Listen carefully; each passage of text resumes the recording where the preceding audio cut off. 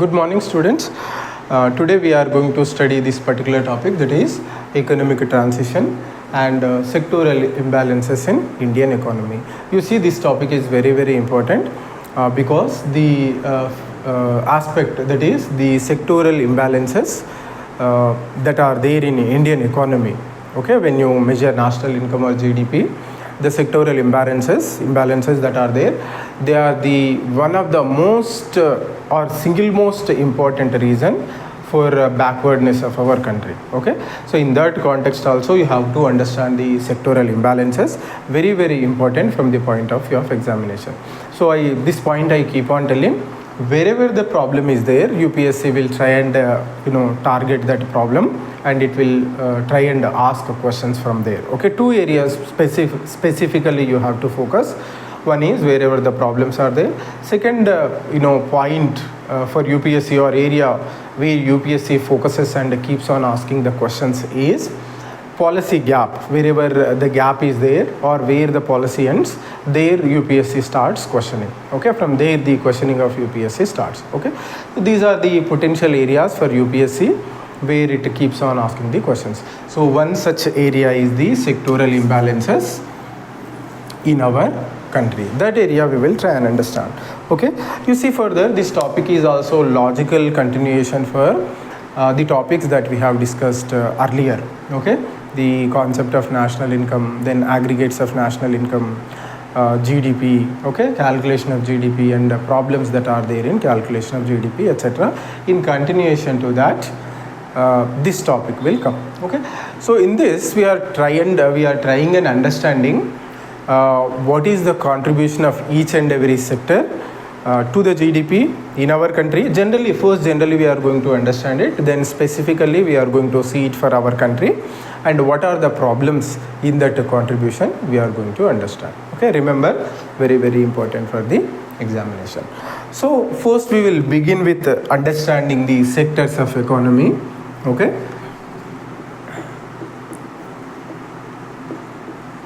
this you have to understand this one.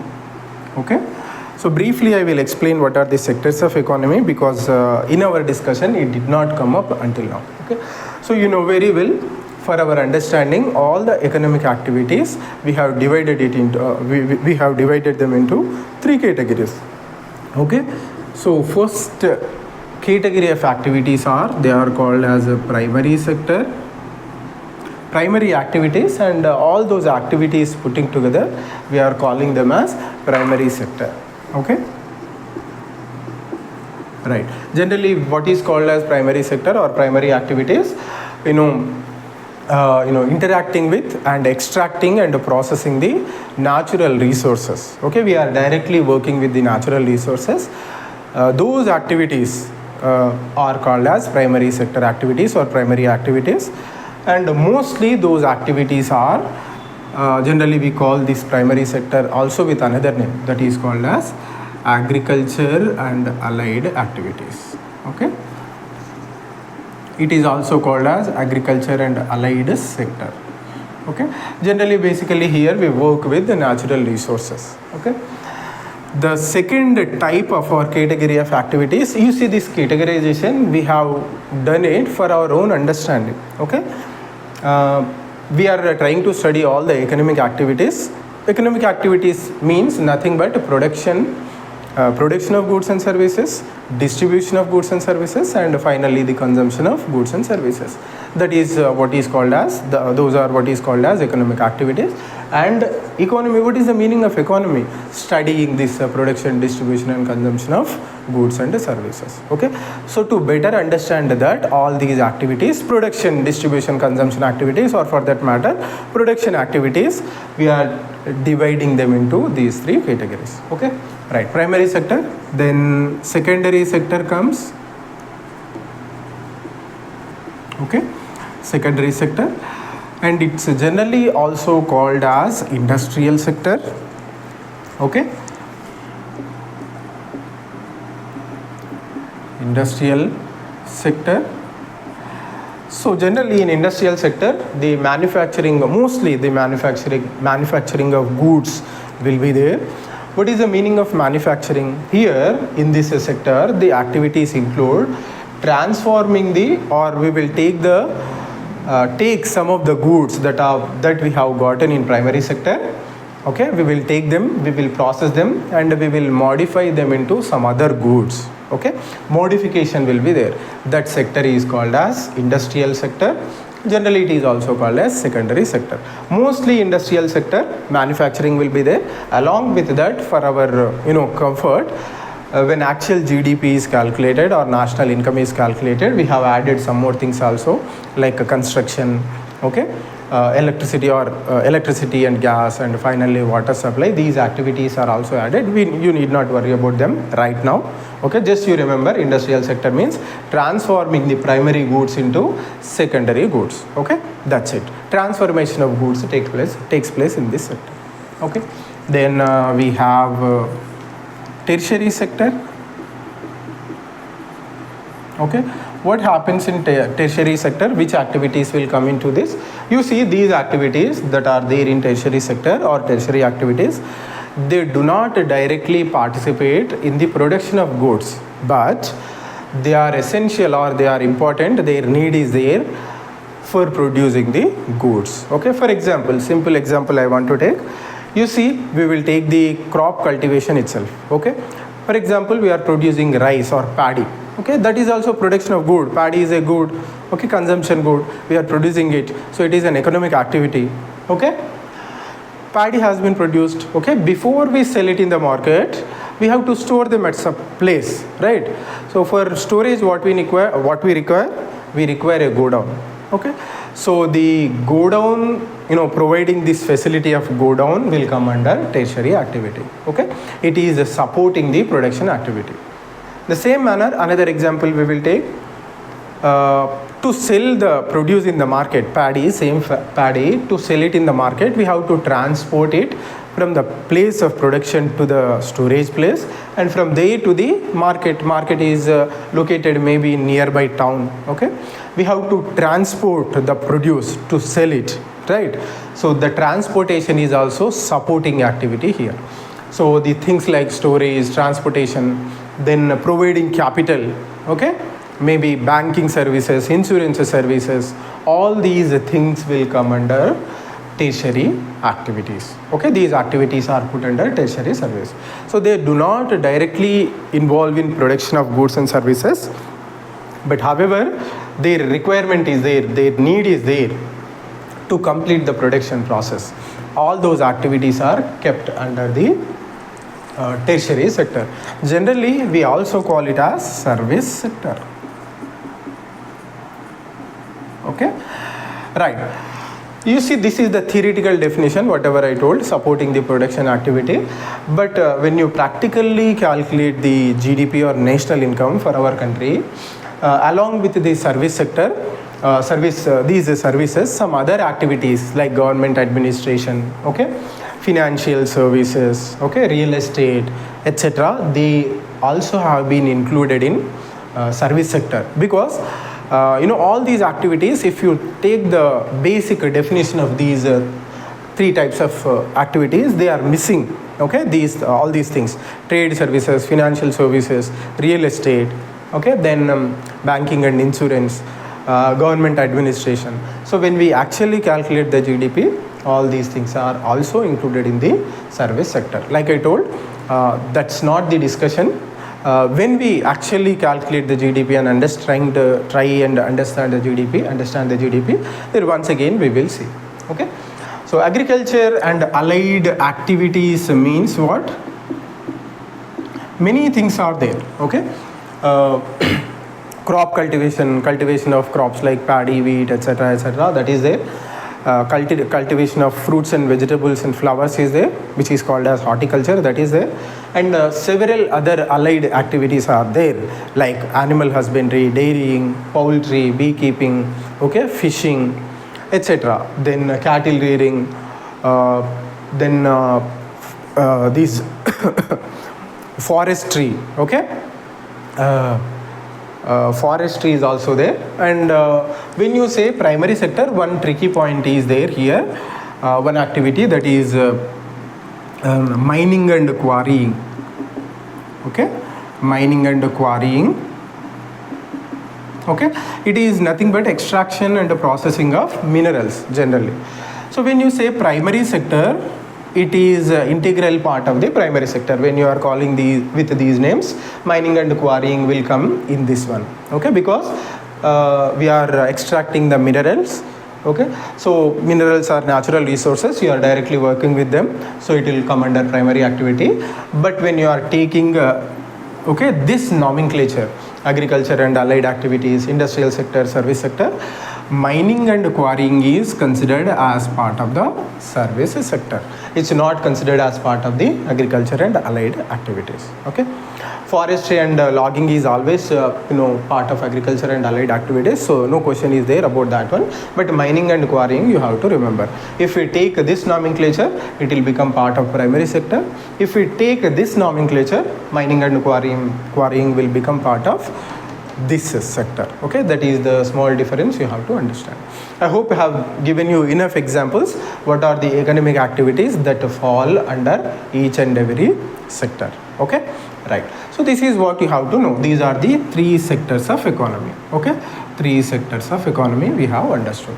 Now you see, national income means we have understood in the previous classes. We are taking the production that has happened everywhere all over the country, and we are adding it, and we are saying that is the national income. Okay, so for our better understanding which sector is performing in what way, we have to individually, or we will actually individually for each and every sector we calculate the GDP or national income or GVA, any word you can use, there is no problem at all. Okay, so sector wise we also get the GDP figures or GVA figures. Okay, right.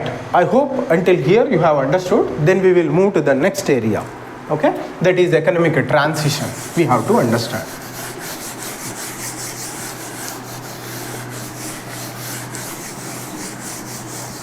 Okay, right. You see, economic transition is three sectors we have to take. The first sector is agriculture and allied activities, or I will take primary sector. This nomenclature only I will take primary sector. Okay, second sector is industrial sector, or secondary sector I will write secondary sector, and third one is tertiary sector. Okay, right. You see, generally what should happen in economic transition, and in each and every sector we have to see two aspects. One is contribution to GDP,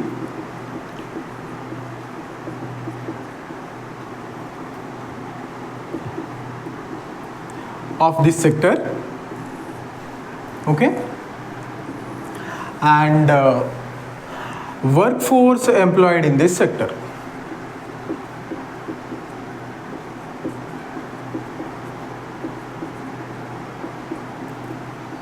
Okay, workforce employed in this sector. Okay, you see, generally what happens when an economy starts it's a journey. Okay, if you take the case of India itself, we were there in Stone Age. Okay, we have transformed from from there, then we were in ancient period, then we were in medieval period, then we are in modern period right now. Okay, so when the economy starts its journey, okay, in the beginning the primary sector will dominate. The primary sector activities will dominate the economic the scene of economy.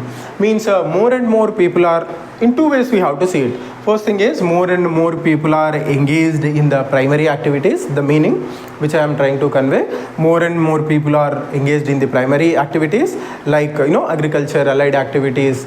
We began from hunting and gathering, that is also a primary activity. Okay, most of the people are engaged in primary activity.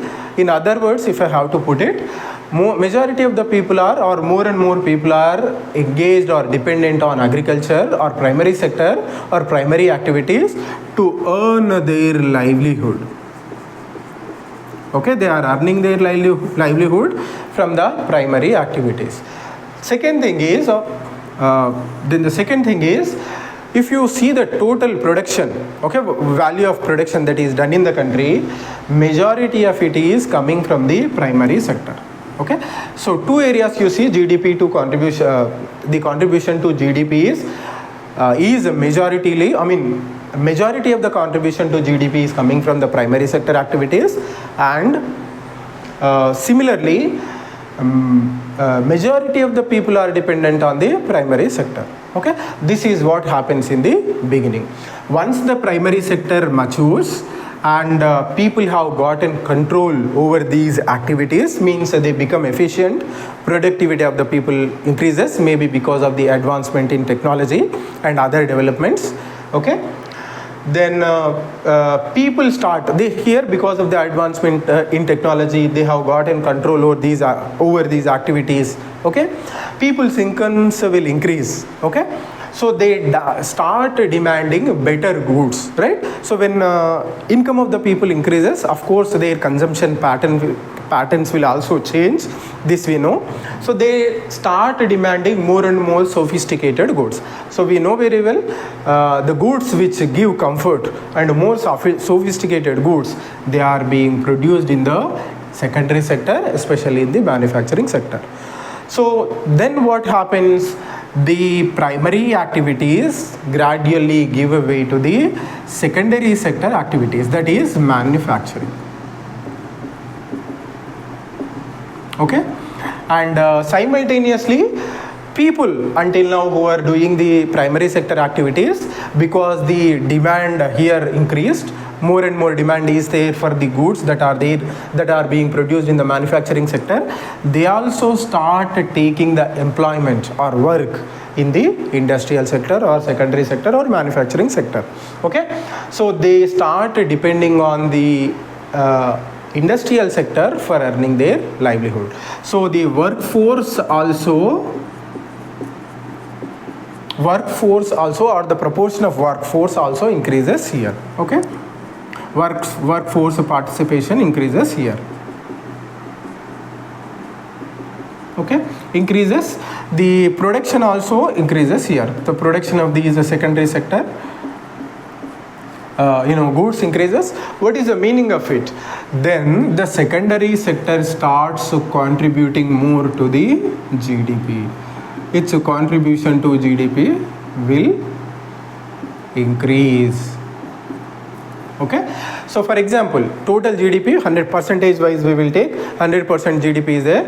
So maybe, okay, 40%, 50%, more than 50% might be coming from the secondary sector activities, and the rest of remaining is contributed by primary sector and the tertiary sector. Okay, so the activities also move, more and more contribution is coming from the secondary sector to the GDP, and simultaneously the labor force or workforce also starts depending, more of the labor force starts depending on this sector for their livelihood. Okay, then this sector also matures, means the technology improves. Okay, then people's incomes increase here also further. Okay, so maybe here people may look for more comforts like entertainment. Okay, they may prefer to travel now because they have enough money in their hand, etc., etc.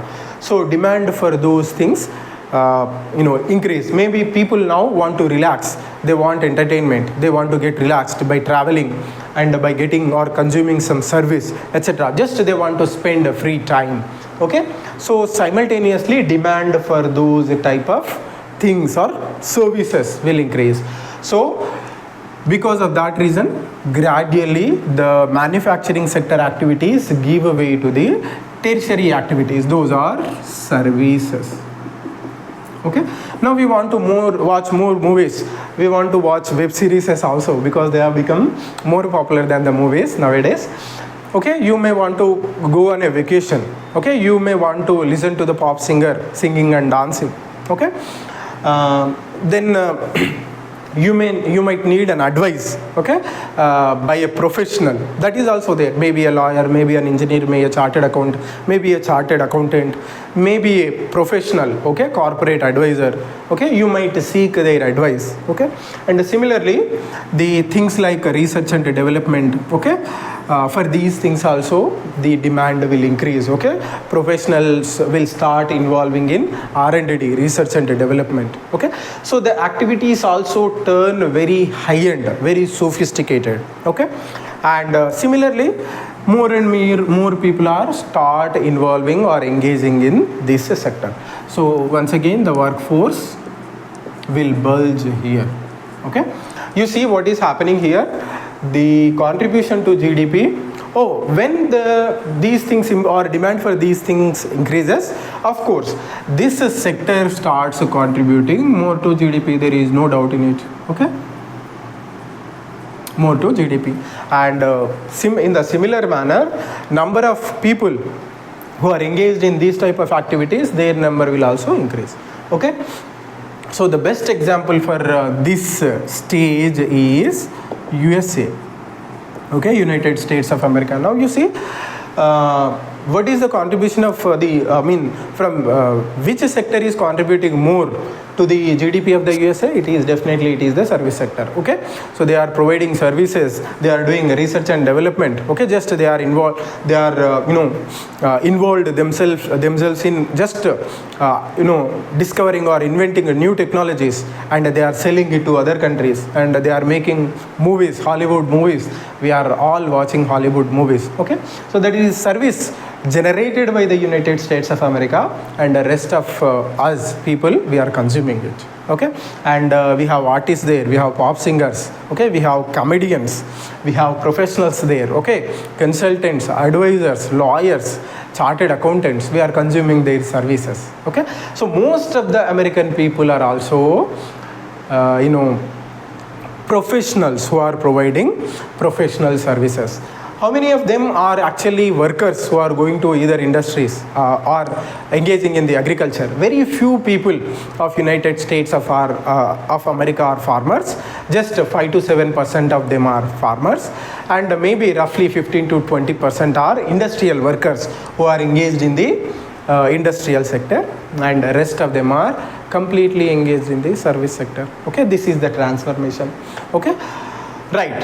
One example I gave, it happened in most of the European countries like UK, France, Italy, Germany. Some of the Asian countries have also undergone that. Japan, South Korea. The service sector is dominating. We are watching the Korean, movie, Korean shows also, right? So their services have, become that much popular. Okay, Korean dramas, K-dramas we are watching. Okay.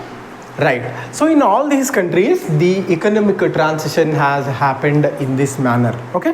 This is called as systematic economic transition. Step by step. Okay. First, the primary sector activities will dominate. It will mature, though the activities will mature. Then the economy will move to industrial sector. The industrial sector will start dominating the economic scene. Means more and more activities are industrial sector activities, okay. And of course the contribution to GDP will come from this sector. Majority of the contribution will come from this sector, and finally the activities, the focus will move to service sector or tertiary sector. More and more contribution to GDP will come from this sector, and simultaneously more and more people or workforce is engaged there, okay.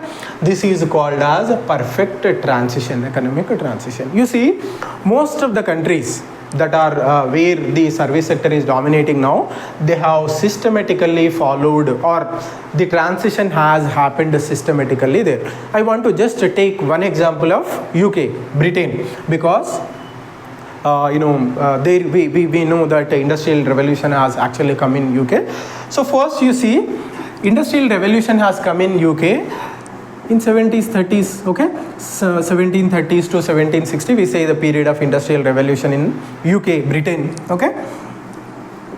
You see, before the industrial revolution, you have to, I think you might have studied the world history.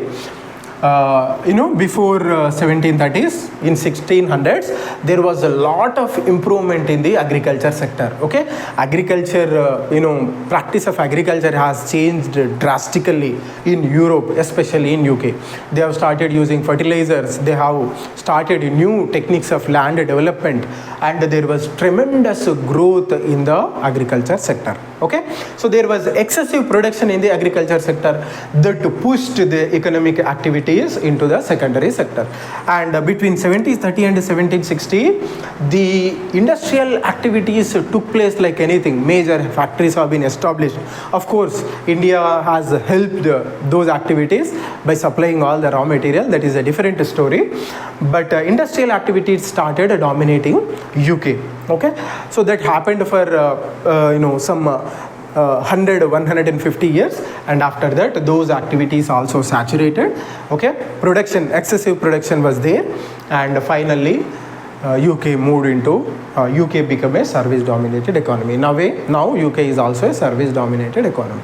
Okay, this is the story of UK. In most of the countries, any name you take, the Western developed countries, okay, all of them have gone through these three stages. Okay, you take Germany, you take Italy. Okay, at some point of time, there was revolution in their primary sector, agriculture sector. Then there was revolution in industrial sector. I think in world history you might have studied UK. There was the industrial revolution in UK. Then after some time there was industrial revolution in Germany. Then revolution was there in Italy. Then it was there in France and USA. Of course, during the time of world wars or in between the world wars, there was industrial revolution in Russia or former USSR. Okay. And there was an industrial revolution in Japan also. And the last country to witness industrial revolution, I will tell. Okay, if you see the example of China, okay, very strangely, and we have to actually think about it. If you see the transition of China, there was a revolution in agriculture in China in somewhere around 1970s. Okay, they call it as cultural revolution. Okay, many changes have been done in 1970s, during 60s and 70s. Okay, these reforms have transformed the rural China, especially. There was tremendous change in the agriculture sector. Okay, then by 1990, the industrial activities started dominating China. And even now the secondary sector is dominating China. Means more and more contribution is coming from the industrial sector, and obviously we know majority of the Chinese are now engaged in the industrial activity. Okay, so anything you see nowadays, it's produced in China, manufactured in China.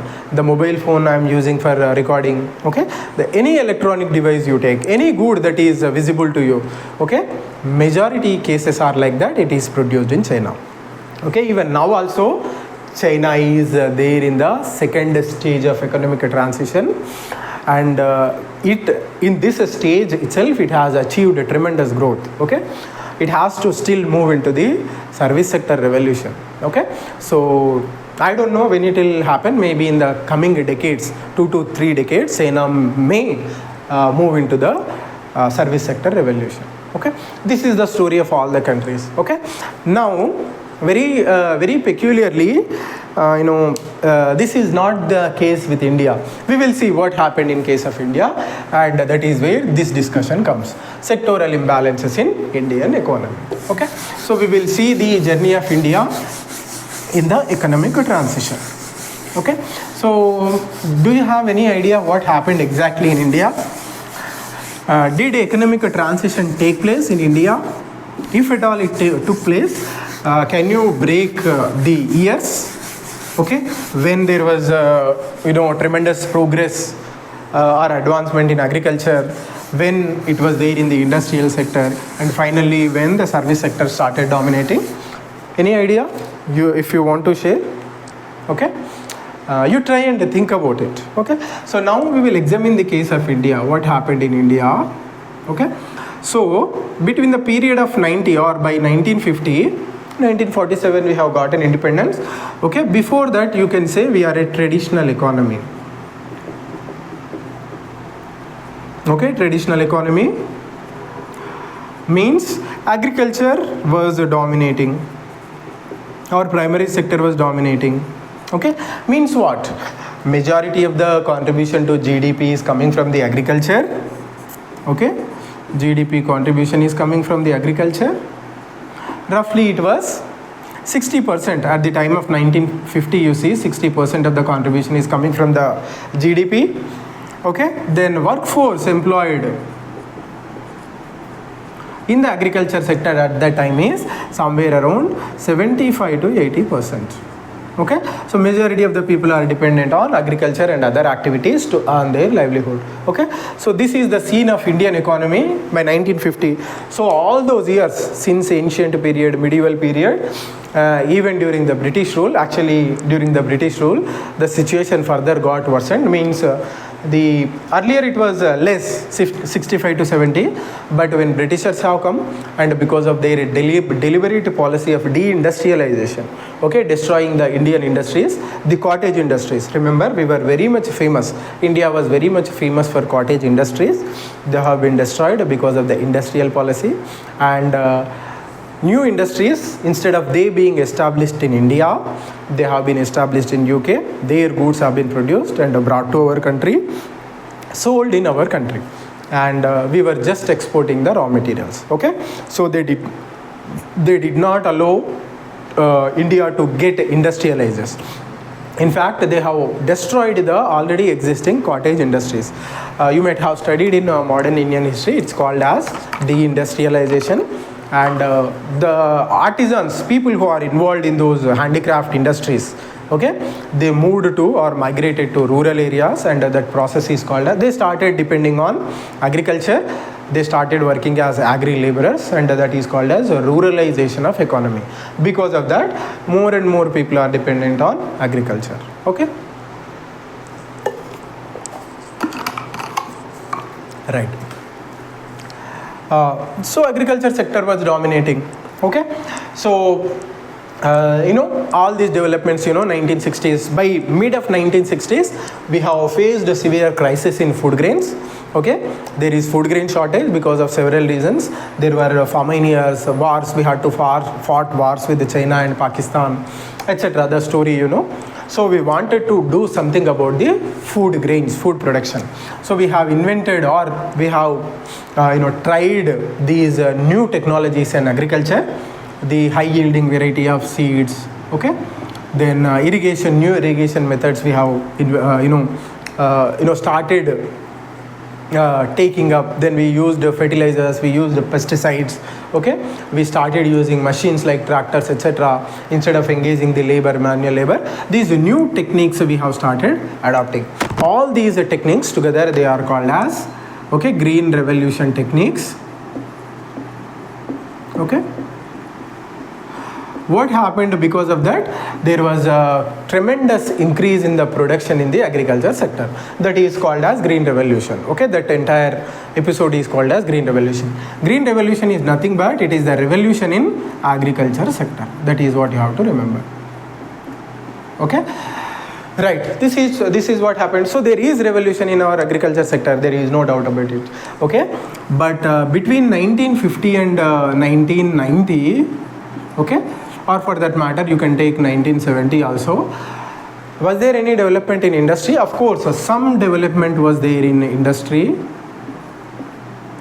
Okay, in industry, because the Nehruvian government emphasized a lot on the public sector, and many public sector enterprises have been established, and the private sector was not given enough space.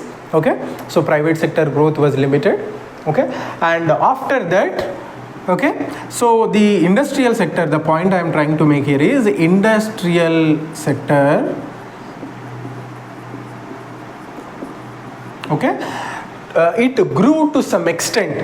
Okay, between these periods, its contribution has increased to somewhere around 24%. Okay, GDP contribution to GDP from industrial sector between this period, it became 24% here and there, roughly here and there. After that, it is stagnated. Okay, stagnated means the contribution to GDP from the industrial sector Now latest data, if you see the data of 2024-25 actual figures, we have the contribution to GDP from the industrial sector is just 26%. 1970s, 1980s, 1990s, how much it was? 24%. Especially within this, the important component in industrial sector is the manufacturing sector. Okay, manufacturing sector.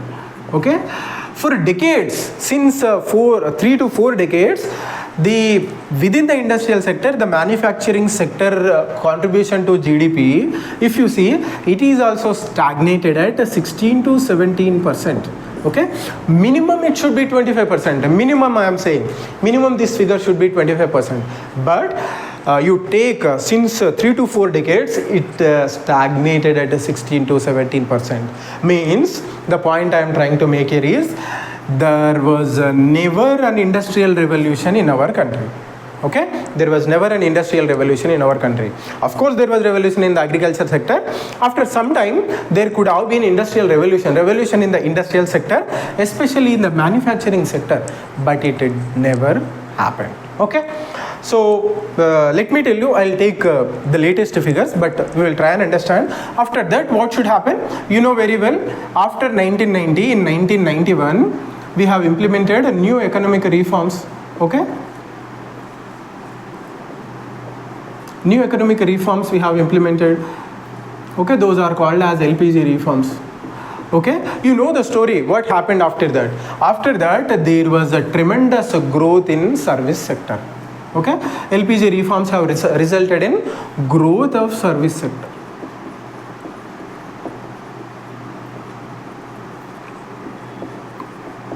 Okay, growth of service sector is there. Tremendous growth was there in service sector. Okay, the specific segments which have performed very well in service sector are the IT services. Okay, information technology services, IT and ITES. Okay, telecommunication. Okay, telecom. Then financial services. Okay, FinServes. Then real estate. Okay, especially these sectors performed very well, and they especially propelled the growth of the service sector. And because of that reason, now you see which sector is dominating, means from which sector more contribution is coming to GDP. It is from the service sector. Okay, so now we come to the point what happened in India's case. Okay, so there was India earlier, the agriculture sector activities are dominating. Okay, now majority of the contribution is coming from the service sector, but what about the labor force? Okay, we draw this table. Okay, sector. Okay, or it should be like this. Okay, I'll draw a table. Okay, agriculture. Okay, then it's GDP contribution, then labor force or workforce employed. Okay, employed or engaged. Okay, agriculture sector, then industrial sector. Okay, then service sector. If you see this table, okay, contribution to GDP, agriculture sector, you see this is according to the latest data available, 2024-25 actual figures I am taking. Okay, I am trying to give you the picture. Okay, GDP contribution is from the agriculture sector is 16 to 17% roughly. Okay, never it crossed 18%. Okay, right. How many people are engaged in agriculture sector? Roughly 45% of the people or workforce is engaged in the agriculture sector. We come to industry. How much contribution is coming? Okay, from the industrial sector, roughly it is at 26%. 26% of the GDP contribution is coming from the industrial sector, whereas roughly 23% of the people are engaged in the industrial sector. You see, these figures may slightly vary because different sources will give different data. Approximate figures, percentages I am taking. When it comes to service sector, roughly 54% is being contributed by GDP, contributed by service sector to the GDP. And if you see the labor force or workforce engaged here is roughly 30%. Okay, this is the scene of India that you will see when it comes to the contribution to GDP and a simultaneous engagement of the workforce. Okay, so I hope by looking at the table now you can understand what is the problem. The problem is, over the period, the contribution to GDP from agriculture sector, it declined. 1950, okay, 1950, it was GDP contribution from the agriculture sector was 60%.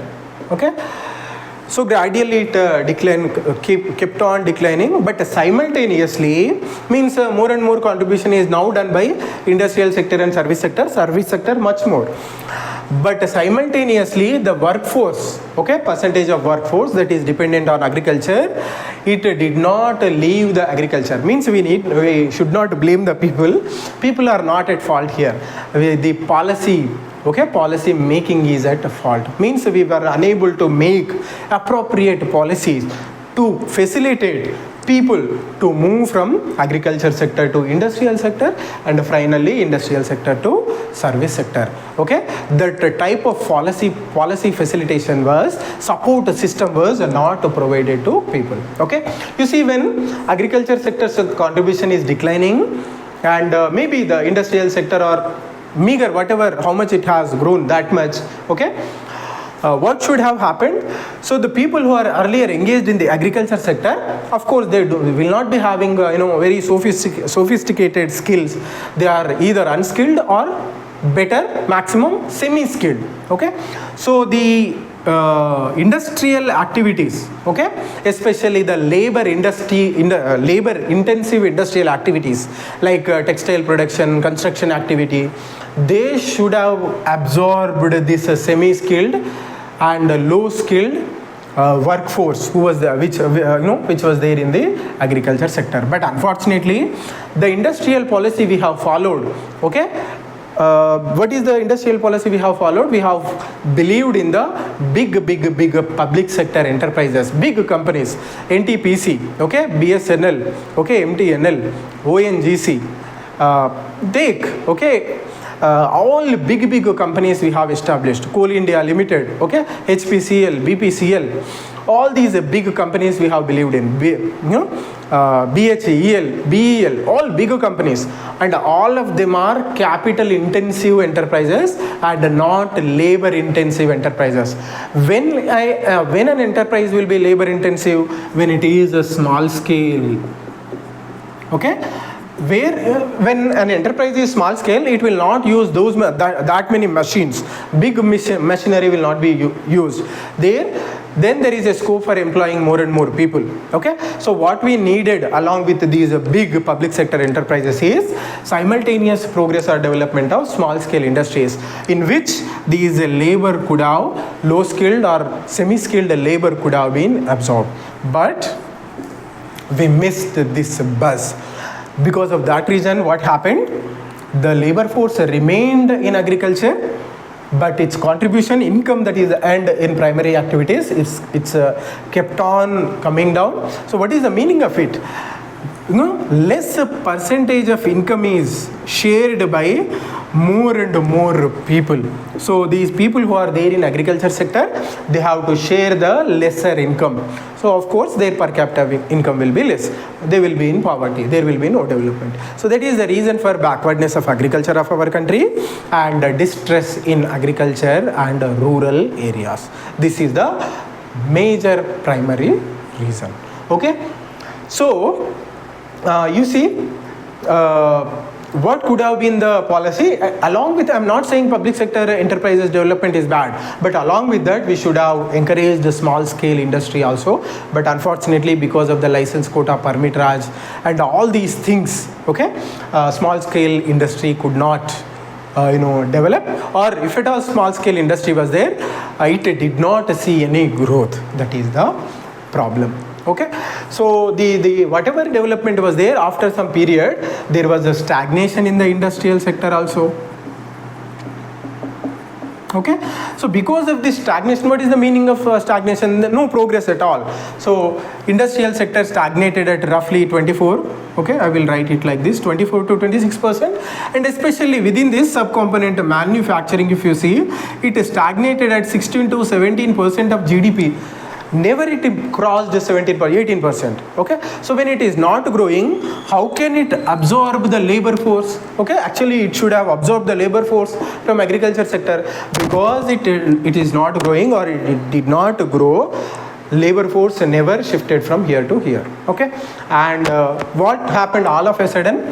Our economic situation has deteriorated in 1991. So we have to open up our economy, we have to bring in new reforms, LPG reforms, liberalization, privatization, globalization. And because of globalization, okay, because of globalization and a combination of some other reasons, the service sector started growing abnormally compared to the industrial sector and service sector. So now you see tremendous growth was there, is there in service sector, especially after the 2000s. Okay, because of liberalization, privatization and globalization. Okay, so contribution to GDP has increased from the service sector, but employees, what about the employees? No, workforce refused to increase. The workforce dependent on this sector almost remained same. Means one person getting a lot of salary. Instead of that, we could have engaged 2 to 3 people and divided this salary and could have paid to do these 2 to 3 people. But service sector is employing one person, highly skilled person, and making him to do lot of work and paying big salary. That's why number of labor force engaged in the service sector is disproportionately low compared to the contribution that is coming from the service sector. Okay, so you see the imbalance. Major contribution is coming from the service sector, but where are majority of the workforce? It is still there in the agriculture sector. Okay, so people want to actually leave agriculture sector and they want to find work somewhere else, either in the secondary sector or in the tertiary sector. But the working conditions are not at all good, or opportunities are not at all there in the industrial sector. Okay, and if they want to enter into the service sector, they are ending up as street vendors. Okay, people who are leaving agriculture, they are of course they are entering into service sector because there is no opportunity in industrial sector. But in which activities they are entering in service sector? Paltry, informal, unsecure works. Okay, or service activities like street vending, domestic help, okay, rickshaw pullers, okay, who generally reside in slums. Okay, into these informal and insecure and indecent, I will call them indecent activities. Into them, these people who are leaving this agriculture, they are entering here. Okay, meager salaries, meager income here also, very less income for them. Whereas professionals, formal job holders in service sector, they are earning beautifully, handsomely. But these people who are engaged in these activities, meager income is there for them. And people who want dignity, okay, they are remaining agriculture, though there is nothing called income for them. Though they are in distress, the agriculture is in distress, because dignity is not there in either in service sector or in industrial sector, they chose to remain in agriculture sector because some dignity is there for that work. You forget about the income. Okay, so the rest of the people chose to remain in the primary sector. Okay, so that is the structural problem or sectoral imbalance problem that we have in our country. This is a fundamental problem why our economy did not develop. Okay, that is the reason.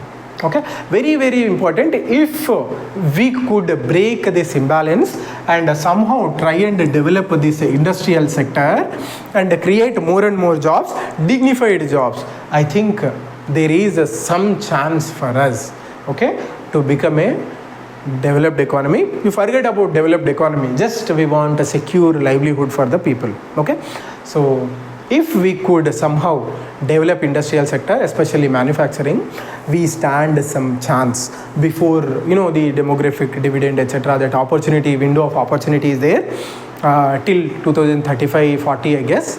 Before that, if at all some revolution can be there in the industrial sector, we can address this problem. Okay, we are trying, government of India is trying. First we have started SEGES, okay, they failed. Then we have started NIMZs, okay, National Investment and Manufacturing Zones, failed.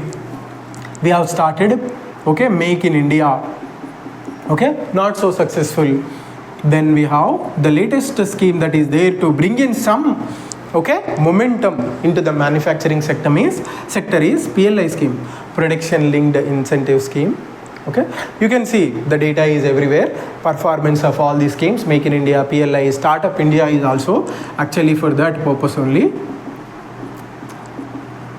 So unfortunately these schemes are not giving desired results in the manufacturing sector.